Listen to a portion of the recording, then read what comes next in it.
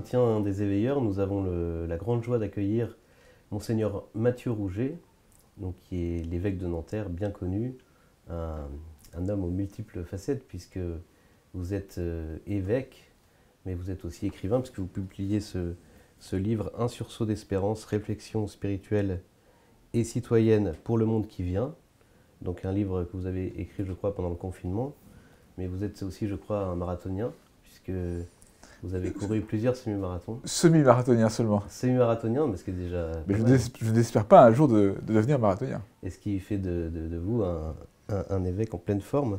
Alors, ma première question, elle est toute simple, Monseigneur.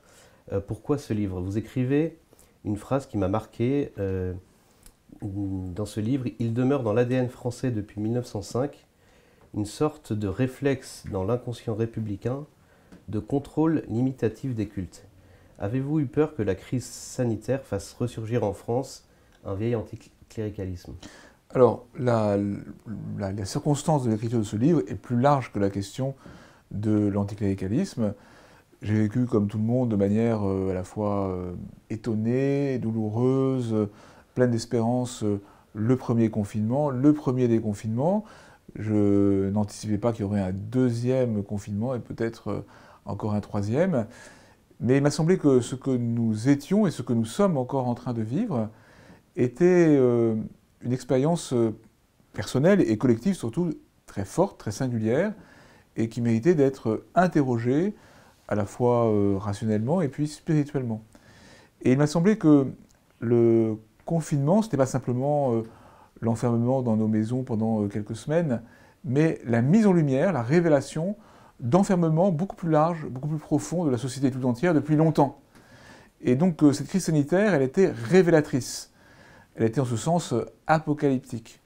Et du coup, je trouvais intéressant d'interroger nos fermetures et puis les ouvertures auxquelles nous sommes appelés, les ouvertures dont nous sommes capables avec la grâce de Dieu. Donc j'ai voulu interroger le paradigme, on pourrait dire, de l'enfermement et de l'ouverture, du confinement et du déconfinement, en prenant les choses de manière à la fois large et, si possible, profonde, dans une perspective d'espérance, c'est-à-dire de ne pas nous lamenter simplement sur la difficulté des temps que nous traversons, mais de voir comment ils sont habités par l'œuvre de Dieu et comment nous sommes appelés à y collaborer. Oui, alors effectivement c'est intéressant, et d'ailleurs là je reviens sur l'introduction dans laquelle effectivement vous parlez d'apocalypse pour définir le confinement, mais effectivement plutôt comme une révélation des maux qui accablent notre humanité par sa violence objective. Mais en revanche vous réfutez le terme de châtiment divin que vous définiriez plutôt comme attribution païenne, en tout cas de ce qui nous arrive. Et pourtant, on dit souvent qu'il faut savoir lire les signes des temps. Et c'est vrai qu'en avril 2019, Notre-Dame de Paris a brûlé, ce qui a évidemment créé un émoi dans le monde entier. Un an après, les églises se sont retrouvées fermées à cause du coronavirus. Et ces deux événements qui ne sont évidemment pas comparables, mais quand même ont entraîné les mêmes conséquences, enfin, notamment la fermeture des églises. Alors ça a été d'abord la fermeture de la cathédrale de Paris, donc évidemment symboliquement c'était très fort. Voilà, et donc en fait on a pu penser que presque voilà, on y voyait comme peut-être pas un châtiment, mais quand même un message peut-être envoyé entre guillemets par le Seigneur face à une société effectivement qui peut-être qui perd ses repères. Alors d'abord, il y a plusieurs éléments dans votre question. Le premier, c'est que j'ai effectivement intitulé l'introduction de mon livre « Une apocalypse à déchiffrer ». Ce mot « apocalypse », il est très important, et je crois que les chrétiens doivent se le réapproprier. Mais c'est vrai qu'en français, on n'a pas traduit l'apocalypsis grec du dernier livre du Nouveau Testament.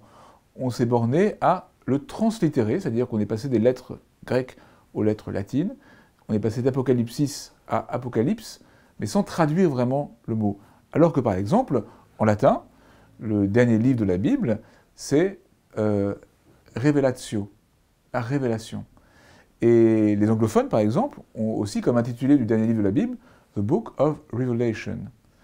L'Apocalypse, ce n'est pas le cataclysme final, c'est la révélation. Et le livre de l'Apocalypse de Saint Jean, qui est un livre extraordinaire à la fin des Écritures, qui en est comme le point d'orgue, la récapitulation, c'est une sorte de grande vision historique au cœur et au terme de laquelle il y a la mort et la résurrection du Christ, c'est notre vocation à la vie éternelle. Alors je crois que nous avons à déchiffrer ce qui a été révélé de notre situation spirituelle et de l'œuvre de Dieu en ce temps, pour nous mettre davantage dans la perspective de la vie éternelle. Ensuite, je crois qu'en effet, l'idée d'un châtiment divin, immédiat, n'est pas vraiment chrétienne. Comme dit le livre de la sagesse, Dieu n'a pas créé la mort, il a créé l'homme pour une existence impérissable. Et on n'est pas dans une sorte d'anthropomorphisme possible, comme on l'a dans la mythologie grecque, où tel Dieu va infliger tel châtiment à tel peuple particulier pour le punir de telle action qu'il aurait faite. En revanche, les grands accidents de l'histoire sont des occasions pour nous demander où nous en sommes, ce qui ne va pas, ce qui a besoin d'être converti, pour entrer davantage dans la logique du salut, qui est la grande logique de l'histoire humaine, jusqu'à sa consommation dans la gloire. Et de fait, l'image de Notre-Dame brûlant a dit quelque chose et de la manière dont notre humanité se laisse dévorer par ses passions mortelles, mais aussi quelque chose de l'ardeur des cœurs chrétiens. Et cette espèce d'émotion unanime a été révélatrice d'un fond chrétien plus persistant que nous pourrions parfois l'imaginer. Quant au confinement, il dit des choses très importantes sur notre société. La mise à distance des personnes fragiles, l'oubli de la mort, le manque de prise au sérieux de la place du corps dans la vie humaine, dans la vie chrétienne, dans la vie économique, etc. La question de la liberté. Donc il y a des questions qui sont posées, mais pas de manière immédiate comme un châtiment qui viendrait de Dieu, mais comme une occasion de faire le point pour convertir davantage ce qui a besoin de l'être et accueillir davantage les grâces qui nous sont proposées. Alors c'est vrai qu'il y a beaucoup d'espérance aussi évidemment dans ce livre, mais c'est vrai qu'il y a la question de la mort aussi est très présente, car au fond en fait on perçoit bien qu'à travers cette épreuve, notre société nie et fuit la réalité de la mort. Alors c'est pas nouveau, mais c'est vrai que par peur panique de la mort, on a l'impression d'avoir cédé en fin de compte sur tout le reste. Et d'ailleurs vous citez à ce sujet Bernard-Henri Lévy qui a écrit aussi un livre sur le coronavirus. Et nous avons aussi abandonné, et parfois de manière honteuse, nos aînés, qui ne sont pas morts du Covid, dites-vous, mais de solitude. Alors, un pays qui n'enterre plus dignement ses enfants ou qui n'accompagne plus vers la mort ses anciens, est-il un pays sans avenir? Alors, je ne dis pas que toutes les personnes âgées qui sont mortes sont mortes de solitude ou de désespoir. Oui, il y a eu beaucoup de personnes qui sont mortes, effectivement, des suites de la Covid, comme de la Covid, pardon. l'Académie française nous recommande de dire. Et puis il y a eu aussi beaucoup d'élan de solidarité, beaucoup de générosité de la part des soignants, beaucoup d'efforts pour que les personnes isolées ne se sentent pas abandonnées précisément. Donc il ne s'agit pas de faire un bilan en noir et blanc trop facile. Mais en tout cas, je crois que notre société s'était un peu habituée à l'idée que finalement la mort pouvait être vaincue par nos progrès technologiques.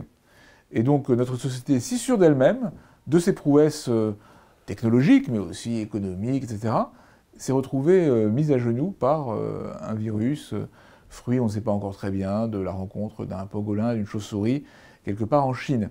Donc il y a une espèce d'expérience de la fragilité qui est très éprouvante, mais qui peut aussi être salutaire, parce que ça nous aide à remettre les dimensions essentielles de la vie humaine à leur place. Pour ce qui est de la mort, je crois qu'une société qui ferait comme si la mort n'existait pas, paradoxalement, serait une société qui se condamnerait à mort. C'est plutôt en assumant la perspective de la mort, qui en plus pour nous chrétiens n'est pas une perspective désespérante, puisque notre vie terrestre est un passage vers la vie éternelle, c'est en assumant la perspective de la mort que nous pouvons vivre vraiment. J'ai beaucoup aimé une formule de Marie Balmary, dans la Croix je pense, qui dit que le danger le plus grave, ce ne serait pas la mort du corps, elle est annoncée pour chacun d'entre nous, mais la perdition de l'âme. Qu'est-ce qui nous fait vivre vraiment? Et puis je pense plus largement aussi que la manière dont nous accompagnons la fin de vie, la mort elle-même, le deuil, qui a progressé vers une sorte d'oubli de la mort, eh bien, doit évoluer dans le sillage de cette crise sanitaire que nous connaissons. Et puis enfin, je pense que nous avons à reprendre conscience de la perspective de notre vie, qui est la vie éternelle. Et c'est d'ailleurs la conclusion de mon petit livre, l'éternel déconfinement de gloire vers lequel nous marchons. J'étais très touché par un texte d'Amélie Nothomb, qui a perdu son père au printemps dernier, et qui a écrit un livre en disant « Mais qu'est-ce que c'est que la mort ? Est-ce que la mort, ce n'est pas au fond le véritable déconfinement ?» C'est un peu contre-intuitif, mais quelqu'un qui est dans un cercueil sous terre est peut-être en train d'entrer dans le véritable déconfinement de la vie éternelle. Et moi, j'aimerais que les catholiques, même fervents, attendent le déconfinement éternel, à l'heure évidemment qui convient, avec autant, peut-être même plus d'impatience que le jour où ils pourront à nouveau aller au cinéma ou au restaurant, même si ces désirs sont légitimes. Peut-être le point commun entre l'incendie de Notre-Dame et là les conséquences du virus, c'est que d'abord les chrétiens ont été particulièrement affligés et tristes. Alors d'abord à Notre-Dame parce qu'ils ont vu Notre-Dame de Paris, voilà, leur cathédrale de cœur brûlée. Et donc ils sont sortis dans la rue pour prier. C'était d'ailleurs très beau de voir cet instinct populaire spontané. Et pendant cette période de pandémie, évidemment, et puis qui n'est pas terminée, ils ont beaucoup souffert de ne plus pouvoir assister à la messe. Et elle a à nouveau, cette population catholique a surgi dans la rue pour réclamer le retour de la messe et notamment le demander à ses pasteurs de les aider à convaincre le gouvernement de rouvrir les églises. Et on a eu un peu le sentiment au départ que l'Église n'avait pas beaucoup, j'allais dire, résisté, peut-être même presque appliquant à la lettre les recommandations sanitaires, peut-être au point d'avoir un peu abandonné ses fidèles. Enfin, nos pasteurs n'ont-ils pas été aussi touchés par cette peur panique de la mort, par ce principe de précaution qui a fait que ils ont préféré fermer plutôt qu'ouvrir les églises, quitte en risquant de tomber malade, malheureusement. Alors, vos questions sont d'une telle richesse qu'il faudrait chaque fois une demi-heure d'exposé structuré pour répondre à l'ensemble des facettes de votre interrogation. Alors, je reprends quelques éléments. D'abord, je pense que la comparaison entre l'incendie de Notre-Dame et la crise sanitaire, elle peut valoir à certains égards, mais c'est quand même deux situations très différentes. D'un côté, c'est l'incendie d'un lieu symboliquement extrêmement fort pour notre société française, pour notre histoire, et tout d'un coup, un grand moment d'émotion chez les croyants et chez les non-croyants, et donc surgit une sorte de rapport à notre histoire chrétienne que certains imaginaient dépassée. Et donc quelque chose et sur ce qu'est Notre-Dame dans notre histoire, et sur notre rapport à nos racines chrétiennes, qui a été manifesté de manière très forte et très belle, avec une certaine unanimité d'ailleurs, autour de l'événement. Après... Je pense qu'effectivement qu'on avait vu les chrétiens... Voilà, mais en fait pas seulement les chrétiens, je pense que c'est pas exactement... Mais j'entends bien. Alors, après ça, il y a la manière dont l'Église a réagi aux prescriptions sanitaires. Je pense qu'il y a une espèce là aussi d'unanimité dans la docilité aux autorités, qui, à certains égards, est légitime. Ça fait partie même du rapport chrétien à la société, comme le recommande saint Paul, d'être obéissant aux autorités légitimes. Mais c'est vrai qu'il y a eu une espèce presque d'obéissance maximaliste en général dans la société, et même parfois de la part des pasteurs. Et je pense que même par exemple dans la mise en œuvre de certaines précautions sanitaires. Et pourquoi ? J'ai été très frappé par un article de Marcel Gauchet, je pense, dans le JDD, évoquant finalement cette peur de la mort qui est beaucoup plus prégnante qu'on aurait pu l'imaginer dans le cœur, dans les réactions spontanées de nos concitoyens d'aujourd'hui. Et effectivement, un chrétien doit être responsable, doit avoir un grand souci de préserver la santé et la vie de ses proches, en particulier les plus fragiles, mais en même temps ne doit pas succomber au virus de la peur, à la contagion de la peur, qui serait le virus le plus grave. D'ailleurs, vous évoquiez dans votre question la question du principe de précaution. Je dis dans le livre que je pense que nous avons surintériorisé le principe de précaution et qu'il devient source de paralysie. Et je crois que nous devrions réfléchir à passer du principe de précaution au principe de risque raisonnable et proportionné. Parce que si on est prisonnier de la précaution exclusivement, alors on ne vit plus. Maintenant, je ne vais pas me défausser de la question de la demande de retour à la messe. Je pense qu'il faut vraiment se poser la question, est-ce qu'il a été jamais légitime d'interrompre totalement la célébration publique des messes? En fait, les obsèques ont pu être célébrées en petit comité, et donc je pense que le seuil minimal de vie liturgique possible pour que la liberté de culte soit respectée, soit au moins ce seuil qui a été formulé pour la célébration des obsèques. Après ça, dès qu'il y a eu un début de déconfinement, il était très important pour que l'Église vive au rythme du monde, ce qui est sa vocation. Le Christ nous a envoyés dans le monde, même si nous ne sommes pas du monde. Eh bien, ce qui se pratiquait pour les magasins en particulier devait de la même manière pouvoir se pratiquer pour les églises. Alors après, chacun s'exprime d'une manière ou d'une autre.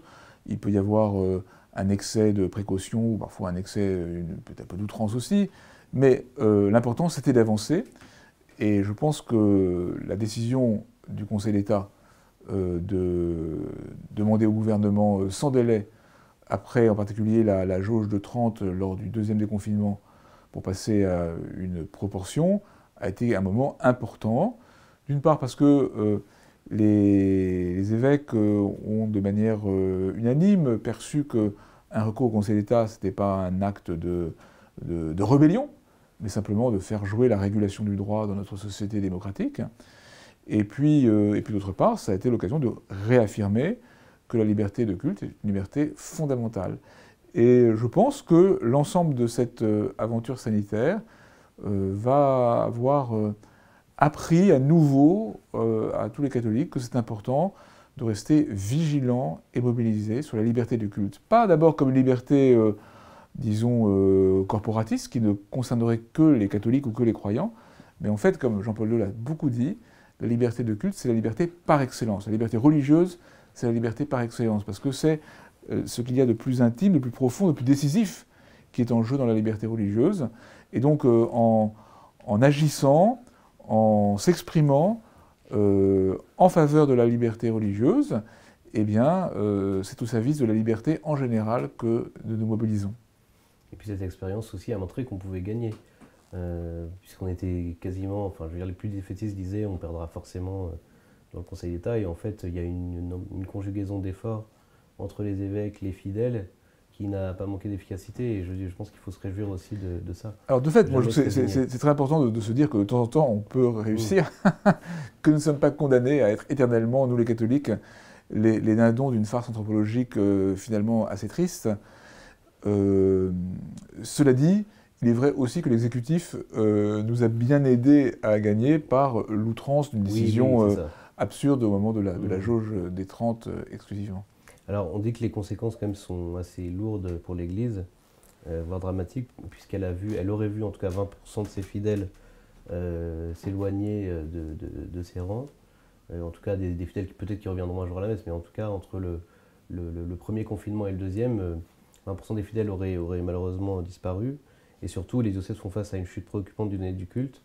Alors, qu'en est-il vraiment, Monseigneur? Alors, il y a plusieurs choses, à nouveau. Premièrement, on n'a jamais été à nouveau dans une situation normale. Oui, donc il n'y a aucun moyen de pouvoir évaluer de manière assurée l'évolution des assemblées. Et il y a parfois des observateurs, même catholiques, qui se délectent, avec une sorte de délectation morose et malfaisante, qui se félicitent quasiment de voir nos effectifs fondre. Et donc je crois qu'il est trop tôt pour pouvoir faire le bilan des choses. On est de manière continue en situation de crise sanitaire depuis presque un an. Okay. Et même quand il y a eu le premier déconfinement et le deuxième, beaucoup de personnes fragiles sont sommées de rester chez elles, il y a des personnes qui ont peur, il faut dire qu'il y a quand même une sorte de psychose ambiante savamment entretenue, et donc on verra vraiment où on en est à la sortie de cette crise sanitaire. Je pense qu'un certain nombre de personnes auront perdu l'habitude, auront finalement négligé la place de la participation à la messe dominicale. Certains se sont peut-être rendus compte aussi que ça leur manquait moins qu'ils ne l'imaginaient. Et donc il y aura sûrement un travail d'évangélisation, de réévangélisation, de réinvitation à la messe dominicale à faire, et il peut d'ailleurs déjà être mis en œuvre à la fois collectivement et personnellement. Je pense que moi j'invite tous ceux qui nous regardent et qui vont à la messe, d'abord tous ceux qui nous regardent à aller à la messe, et puis à se demander pourquoi tel voisin qu'ils connaissaient vaguement ne vient plus, et à l'inviter, et pour que la communauté se reconstitue. Ensuite, je pense que toute cette crise est aussi une invitation à l'approfondissement de la foi eucharistique. Beaucoup ont découvert que la foi eucharistique pouvait aussi avoir une dimension familiale, qu'on pouvait peut-être davantage prier en famille, davantage lire les Écritures en famille, c'est très bien, que le service des plus pauvres était aussi un lieu de communion, très bien, mais parfois certains ont pensé qu'on pouvait substituer ces modes de communion à la communion eucharistique comme telle, et non justement, parce que c'est le Christ qui est la source de la charité, c'est la foi qui nous fait agir par la charité, comme dit saint Paul. Et donc nous avons à redécouvrir l'unité de la vie chrétienne, cristallisée dans le mystère eucharistique, et peut-être que ce sera une prochaine occasion de nous revoir. J'aimerais bien pouvoir mettre cela aussi par écrit. Je pense qu'il y a urgence de renouveler, de réapprofondir, de réunifier notre foi eucharistique. Alors après, quant à la conséquence financière de cette crise sanitaire, c'est évidemment une question seconde. Pas secondaire, parce qu'il faut que l'Église ait les moyens d'annoncer l'Évangile, de servir les pauvres, de prendre soin de la formation chrétienne des jeunes. Et là aussi, tous ceux qui nous regardent peuvent mobiliser leur générosité, mais c'est toujours une question seconde par rapport à la foi, même si, au-delà des moyens que donne la participation financière, elle dit quelque chose de l'adhésion des fidèles à leur Église. J'ai l'impression que, pour ce qui concerne le denier de l'Église, il y a eu parfois un surcroît de générosité qui s'est manifesté. En tout cas, c'est plutôt le cas dans mon diocèse, et j'en remercie beaucoup tous les fidèles et tous les donateurs. Après, le manque, il est surtout autour des quêtes, des moyens nouveaux de donner à la quête, soit par Internet, soit par l'application La Quête, sortir sa carte bleue ont pu jouer un certain rôle. Et je pense que c'est important aussi que les diocèses se mobilisent pour aider les fidèles à pouvoir donner à la quête. Mais clairement, il y aura aussi une difficulté financière dans l'Église. Mais c'est normal, parce que toute notre société va être très impactée sur le plan économique par cette crise sanitaire. L'Église en prend sa part. Mais là aussi, je trouve que communiquer en disant aux fidèles « Soyez généreux, soutenez votre Église en ce temps », c'est important, parce qu'elle a plus que jamais à être témoin de la liberté religieuse et de l'espérance, ça a du sens. Mais se lamenter sur les pertes financières, avec encore parfois un peu de délectation morose, en se disant « Vous voyez bien que ça va de mal en pis », eh bien ça, c'est pas du tout mon approche du sujet. Alors sur un tout autre sujet, Monseigneur, vous avez été aumônier des parlementaires. Alors bien sûr, vous vous intéressez à la chose publique, mais on devine à travers les lignes de ce livre une admiration, voire presque de l'affection pour les élus qui accomplissent une mission de service public. Et d'ailleurs, j'ai noté donc à la page 86, vous dites que j'ai été frappé de voir combien mes préoccupations d'évêque rejoignaient celles des élus locaux. Alors y a-t-il des points communs entre les serviteurs de l'État et de l'Église, Monseigneur ? Oui, bien sûr, parce que nous avons chacun à notre manière la charge du bien commun. Et c'est très important que nous puissions beaucoup travailler ensemble. Moi, je suis très frappé, depuis que je suis devenu évêque, de voir la qualité et l'abondance des relations que j'ai avec les maires. Donc le diocèse de Nanterre correspond au département des Hauts-de-Seine. Il y a 36 communes seulement. Je pense par exemple à mon confrère l'évêque d'Arras, où il y a plus de 800 communes. Donc 36 communes seulement, mais ce sont des très grandes villes. Et je n'avais pas anticipé par exemple que mes déplacements dans les différents lieux du diocèse se feraient presque toujours en présence du maire ou d'adjoints ou de conseillers municipaux. Et puis c'est vrai que pendant la crise sanitaire, les maires ont été très très mobilisés sur le terrain. C'est vrai aussi au plan départemental, au plan régional. On a insisté, je pense à juste titre, sur le fait que une gestion trop centralisée ou trop exclusivement centralisée de la crise sanitaire nuisait à la capacité d'accompagner vraiment les personnes au mieux. Et ça a été très intéressant de voir que, par exemple, nos premiers masques nous ont été fournis par la région pour que nous puissions, au plan paroissial, aller en toute sécurité à la rencontre des personnes âgées, isolées, malades et pauvres. Et puis, justement, pas mal d'acteurs institutionnels se sont retirés de la présence auprès des plus pauvres dans le premier confinement. Et il y a eu des associations chrétiennes, locales, paroissiales, souvent avec une très bonne collaboration avec les municipalités, qui ont pu continuer à faire ce travail de terrain et même l'adapter et l'approfondir. Et donc ça, j'ai trouvé ça très, très intéressant. Je pense que un des fruits possibles de ce confinement-déconfinement, ce sera, mais on voit bien à quel point notre État jacobin résiste, davantage de subsidiarité. Et ça nous convient bien, nous, comme chrétiens. Le principe de subsidiarité est un des principes structurants de la doctrine sociale de l'Église. On voit bien que, au plan local, on peut mener des beaux projets en commun. C'est quand même vraiment une expérience, en tout cas, très positive et géniale sur la séparation de l'Église et de l'État, qui finalement peuvent être très complémentaires. Voilà, mais la loi de séparation n'interdit pas de se parler respectueusement. Et autant au plan national, parfois on peut tomber dans des postures, et puis aussi dans des visions idéologiques discutables. Actuellement, il y a sur le feu, si j'ose dire, la loi qui s'appelait séparatisme, qui s'appelle maintenant pour conforter les principes de la République, qui pose de véritables questions de liberté d'association, d'éducation, d'expression. Et nous sommes dans un dialogue délibérément un peu musclé avec le gouvernement sur ce sujet. Donc notre laïcité française peut, en dépit du bon modus vivendi qui s'est trouvé, tomber à nouveau du côté de la dureté, de la crispation, du contrôle. Mais l'expérience que l'on fait, c'est que le réalisme de la proximité fait qu'on peut travailler en restant chacun à sa place, mais dans une conversation permanente au service de tous. Et c'est toujours, pour moi, très réjouissant quand j'en fais l'expérience, avec des maires d'ailleurs assez variés.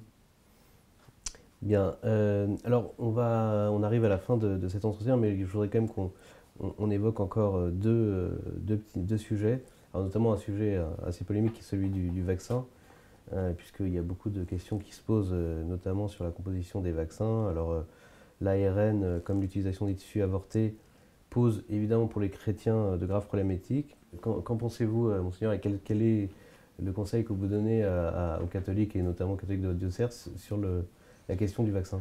Alors d'abord, moi je n'ai pas vocation à donner des conseils quotidiens sur chacun des actes de la vie des fidèles du diocèse ou d'ailleurs. Et donc, voilà, comme pasteur, comme évêque, je suis là pour donner des éléments de discernement, mais je ne suis pas là pour me substituer à l'exercice habituel de la liberté, ni même au discernement en conscience de chacun des fidèles. Après, je pense que c'est important de rappeler quand même, parce qu'il y a un petit peu de frénésie médiatique sur le sujet, que les découvertes de vaccins sont un point extrêmement positif et que les vaccins ont quand même beaucoup apporté pour la santé publique et que c'est très important aujourd'hui, c'est vital de pouvoir être vacciné contre le tétanos, la diphtérie, la poliomyélite, etc. Et donc c'est très, sans compter le BCG, qui a quand même, il faut se rappeler qu'il y a 3 ou 4 générations encore, ou même 2 générations, la tuberculose était vraiment une plaie terrible et qui a blessé les familles, etc. Donc je crois que les vaccins comme tels sont quand même une très belle trouvaille, et moi je rends grâce à Dieu que des chercheurs, des médecins puissent aboutir à des vaccins de qualité. Après, c'est important qu'il y ait un discernement. Ce qu'on peut donner comme élément de discernement, c'est que la fin ne justifie pas les moyens, et donc des mauvais moyens ne peuvent pas contribuer à un bon vaccin. Et donc c'est important qu'il y ait un discernement. Il me semble qu'il y a une variété de vaccins, et que dans les vaccins qui sont disponibles aujourd'hui, il y en a qui ne semblent pas poser de problème éthique. Et donc je trouve que c'est important d'avoir cette vision suffisamment fine des choses pour ne pas s'enfermer dans de vaines politiques, et en même temps de garder une vraie vigilance éthique. Voilà, donc en fait c'est normal que des catholiques puissent se poser des questions sur la nature éthique des vaccins. Alors de toute façon, c'est toujours normal de pouvoir se poser des questions, et je pense qu'il ne doit pas y avoir de débat tabou, et je pense qu'ils doivent être abordés avec précision et en même temps réalisme. Et voilà, donc je pense qu'il n'y a pas de mauvais débat. Il peut y avoir une mauvaise manière de faire débat, Et en tout cas, je pense qu'il y a aujourd'hui des vaccins disponibles qui ne posent pas de questions éthiques et qui pourront être bienfaisants. Très bien. Alors, dimanche prochain, Monseigneur, il y a la marche pour la vie annuelle organisée cette année sur la place du Trocadéro sous une forme un peu particulière en raison de la crise sanitaire. Alors, les éveilleurs font partie du bureau organisateur de la marche pour la vie. Vous parliez tout à l'heure de la loi sur le séparatisme, mais il y a une autre loi en cours d'examen au Parlement qui est la loi sur la bioéthique, donc la révision de la loi de bioéthique discutée au Parlement, à propos de laquelle vous avez aussi des discussions, j'imagine, avec le gouvernement. Alors évidemment, la marche pour la vie s'oppose à certaines dispositions de cette loi de bioéthique, mais aussi à une proposition de loi qui sera examinée la semaine prochaine au Sénat et qui propose d'étendre le délai d'accès à l'avortement de 12 à 14 semaines et de supprimer la clause de conscience spécifique à l'avortement des médecins. Ce sont des sujets évidemment importants pour l'Église. Est-ce que vous avez un message d'encouragement ou pas d'ailleurs à adresser à la marche pour la vie de dimanche prochain? Alors, c'est un sujet très important pour l'Église et pour l'humanité en général. Et je pense que cette crise sanitaire, elle a aussi mis en lumière vraiment des ruptures anthropologiques extrêmement profondes et extrêmement graves sur lesquelles nous avons à être très mobilisés. Même la place qu'a pu prendre le numérique dans cette crise sanitaire risque de nous faire oublier que la personne humaine, c'est un corps et un cœur, et que respecter la dignité de la personne humaine, ça passe par le respect vraiment des corps dans toutes leurs dimensions, du début à la fin de la vie. Et puis on peut s'étonner aussi qu'en pleine crise sanitaire, un débat bioéthique se fasse un peu en catimini. C'était le cas en tout cas pour la deuxième lecture à l'Assemblée au milieu de l'été. Là aujourd'hui, on voit bien qu'il y a des préoccupations plus urgentes à avoir que d'allonger des délais d'avortement ou alors aussi d'autres mesures extrêmement préoccupantes dans la loi de bioéthique actuellement en discussion, sur lesquelles la conférence des évêques a pris la parole un grand nombre de fois, avec en particulier l'expertise de Monseigneur Pierre Dornelas, archevêque de Rennes. Quoi qu'il en soit, même des projets actuels, on est dans une sorte de grande période de rupture anthropologique possible, et donc il est très important que les chrétiens se forment et se mobilisent, pas pour défendre des thèmes qui leur seraient propres, mais pour le service du bien commun et de l'humanité en général. La paix du monde passe par le respect de la dignité de la personne humaine, et donc moi j'encourage de tout mon cœur tous ceux qui se mobilisent pour la dignité de la personne humaine. Merci, Monseigneur. On arrive à la fin de cet entretien. Peut-être juste en guise de conclusion, terminer sur une touche évidemment d'espérance. Il y a des très belles citations dans votre livre. J'en ai notamment noté une de Bernanos à la page 104. Il s'agit avec l'aide de Dieu de rompre avec le péché qui nous fait vivre à la surface de nous-mêmes. Est-ce que vous pouvez commenter cette... Oui, c'est une phrase de Bernanos que j'aime beaucoup qui dit que le péché nous fait vivre à la surface de nous-mêmes. Je crois que le risque, c'est toujours d'en rester à la superficie et que nous sommes appelés à retrouver le chemin de la profondeur du cœur. Et beaucoup de choses pourraient nous tirer à l'extérieur, même parfois certaines polémiques dans lesquelles les catholiques peuvent tomber, les détournent de la profondeur qui est la source de la véritable charité. Et donc, c'est important de pouvoir garder le temps de la prière, le temps de la réflexion, pour ne pas tomber dans cette superficialité. Il y a, je crois, le 7e chapitre de mon livre où je parle de la foi, du déconfinement intérieur de la foi. Je crois que c'est important de pouvoir entrer en nous-mêmes, là il y a un confinement positif, pour s'ouvrir du plus profond du cœur à la foi et à la recherche de la vérité.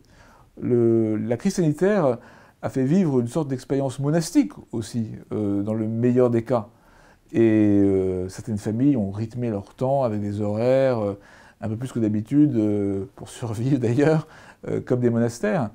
Mais ce confinement-là, un confinement de l'intériorité, il est au service de l'ouverture à l'essentiel. Donc je crois qu'aujourd'hui, nous devons résister à la peur, nous devons nous mobiliser contre tout ce qui porte atteinte à la liberté. Nous avons à être très actifs sur les ruptures anthropologiques que nous voyons se dessiner et parfois se confirmer. mais nous avons encore davantage à revenir toujours à nos cœurs pour y accueillir la lumière du Seigneur, parce que c'est elle seule qui nous permet d'avancer dans la vérité et de garder l'espérance qui nous prépare à la vie éternelle. Merci Monseigneur pour cet entretien riche et stimulant. Stimulant, c'est un adjectif, j'ai noté que vous utilisez souvent dans ce livre. Voilà, vous pouvez évidemment retrouver le livre de Monseigneur Rouget dans vos librairies qui sont ouvertes encore aujourd'hui, fort heureusement. Vous pouvez évidemment retrouver les entretiens des éveilleurs sur notre site internet, leséveilleurdesespérance.fr. Merci Monseigneur et à bientôt. Merci.